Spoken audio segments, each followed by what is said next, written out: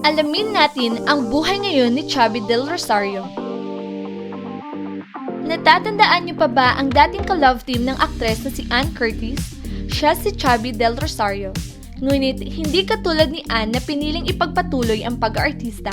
Mas pinili naman ni Chubby na iwan ang mundo ng showbiz upang mamuhay na lamang ng simple at tahimik. Matatandaan na ang dating heartthrob na si Chubby Del Rosario ay nagkaroon ng napakaraming tagahanga dahil sa kanyang karisma noong 90s. Lalo pa siyang sumikat nang itambal siya sa kapwa teen artist na si Ann Curtis.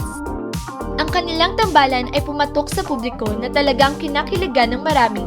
Kaya naman maraming pelikula ang kanilang pinagsamahan kagaya na lamang ng TGIS, Ikaw Lamang, Ana Karenina, Ikaw na Sana at Honey My Love So Sweet.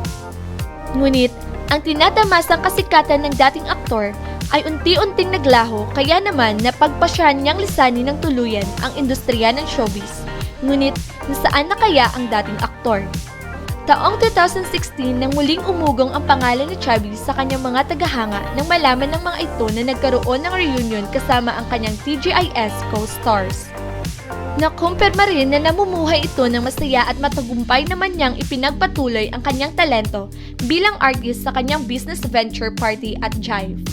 Ginugugulan niya ngayon ng maraming oras ang business niyang group catering services sa iba't ibang okasyon gaya ng party at iba pa.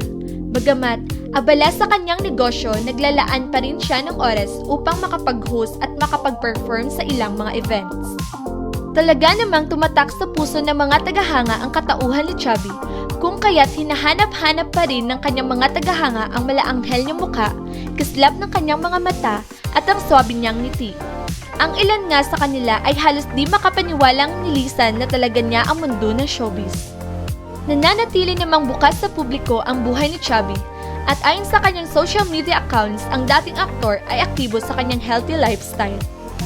Tanging tadhana na lang talaga ang makapagsasabi kung maiisipan pa bang balikan ng dating aktor ang iniwan niyang industriya.